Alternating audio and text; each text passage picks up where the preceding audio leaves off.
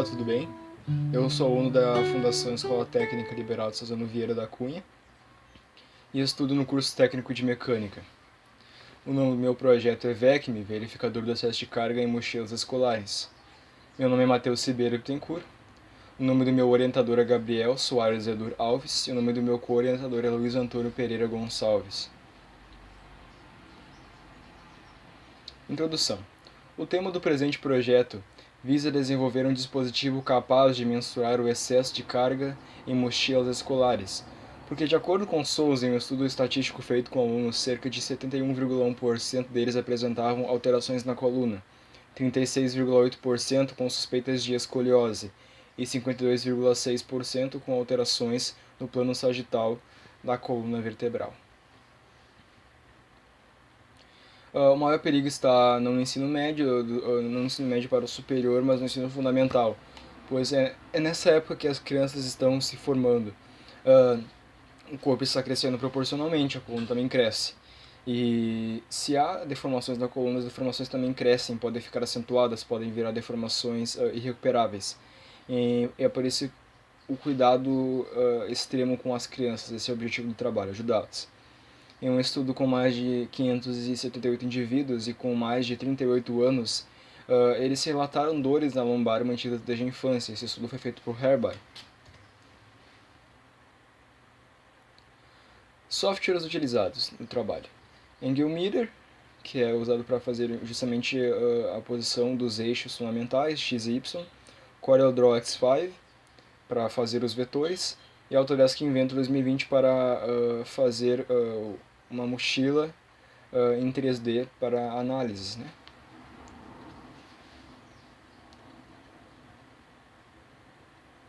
Junto com os softwares utilizados também é colocado dentro do referencial teórico o uso do Excel. O Excel é muito útil para o cálculo.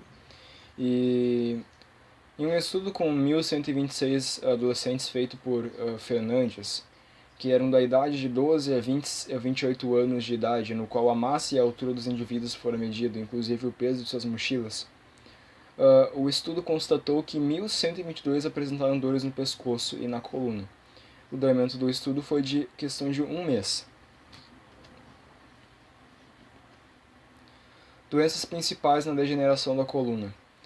A discite, a hérnia discal, cifose juvenil, cifose de Scheuermann, a lordose e a escoliose degenerativa. A escoliose degenerativa ela não é o caso de se preocupar no momento, porque ela é para os idosos, mas ela pode ser evitada talvez por um cuidado com a sua posição, com a alimentação, com tudo. Tudo interfere nos resultados posteriores. A extensometria ela é um método que relaciona as tensões com as deformações existentes. Ela será muito útil conforme eu vou explicar futuramente.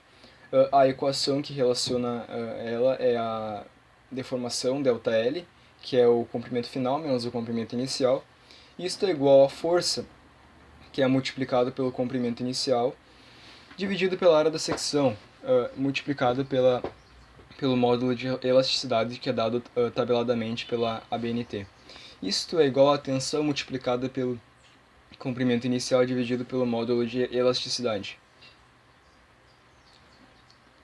Os extensômetros eles funcionam justamente com base na extensometria e eles medem a deformação de um corpo pela alteração de sua resistência.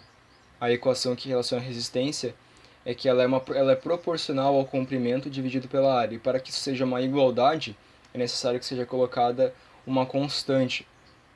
E isto por causa da variação dela. A constante é chamada de constante de resistividade e é dada pela tabeladamente pela BNT e por outras instituições que fazem os cálculos e as medidas. Forma da deformação do strain gauge.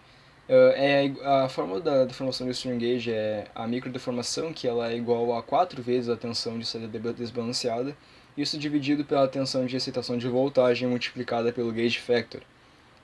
Isso na unidade de 10⁶, ou seja, milhões. O acelerômetro.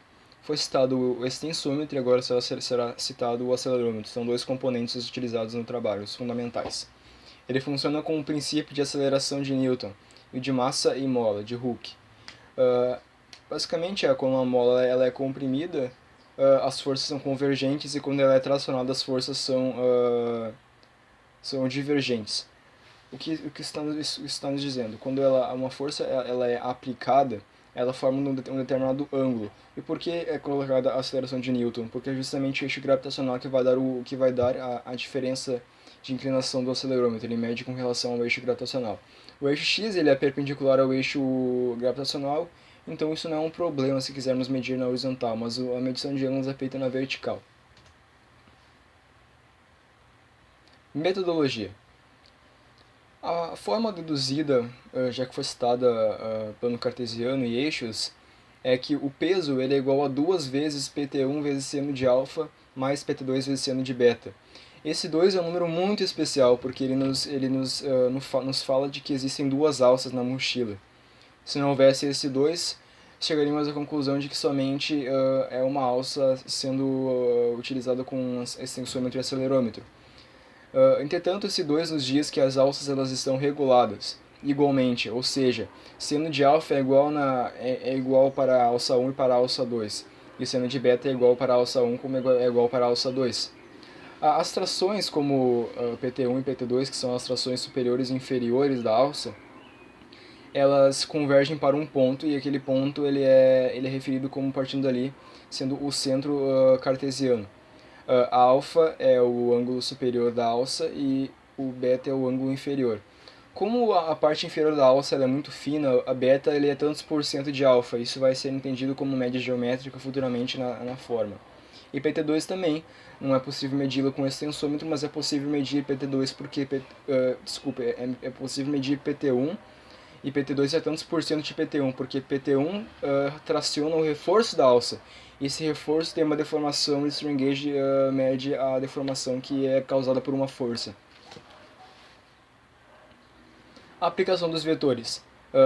Foi dividida em dois grupos, quando a alça está totalmente esticada e quando a alça está parcialmente esticada. Isso foram testes feitos em lugar seguro, e agora que entra o Angle Meter e o Corel Draw. O Corel Draw foi feito aquelas setas vermelhas de diagonal, e o Angle Meter ele serve para fazer os eixos principais, as abscissas e das ordenadas. E os ângulos também foram feitos no Corel Draw, a medição deles. A forma final, com todos os componentes, e junto às médias geométricas de PT2 em relação a PT1 e beta em relação a alfa, são essas duas, que são divididas nos grupos de parcialmente esticado e totalmente esticado. Os principais valores de média métrica são 7,631 e 21,85, 79,65 e 18,96. E lembrando que se a alça não estiver regulada igualmente, acontece de que a forma ela fica muito maior, ela deixa de ter 4 variáveis, PT1, alfa, PT2 e beta, e ela passa a ter 8 variáveis. E isso dificultaria muito o trabalho, seria necessário muito mais médias geométricas. Então partimos do princípio de que as alças estão reguladas. E como conclusão, foram necessários 4 componentes, contando com o Arduino 5. E a fórmula, em teoria, ela funciona. O acelerômetro, com seu princípio de atuação na medição da inclinação, ele funciona. E os strain gauges, quando mensuram a deformação, podem medir também a força que no corpo atua. Realmente, eles medem a deformação porque é uma questão de isolar a incógnita F, que significa força, e calcular com todos os outros componentes da equação. A forma deduzida é satisfeita e, portanto, o peso pode ser encontrado. Ainda é necessário fazer uma prática para testar a forma e seu real funcionamento. E possíveis acréscimos. A programação de todo o sistema operando e não apenas o acelerômetro. No relatório foram colocados somente a programação do acelerômetro, mas a programação do extensômetro não é necessária porque ele já vem de fábrica, junto com uma célula de carga. E a criação de um app que envia ao celular do usuário do VECM de modo que receba os valores do peso da sua mochila e seja avisado de qualquer aumento ou diminuição. E a pessoa então poderá ver no seu celular se seu peso passou ou não dos 10% do seu próprio peso corporal. E esta é a intenção de a pessoa ter o seu facilitamento. Mas isso fica para estudos futuros. Muito obrigado pela atenção. Qualquer dúvida, acesse meu Gmail, que é vecmverificador@gmail.com. Muito obrigado pela atenção.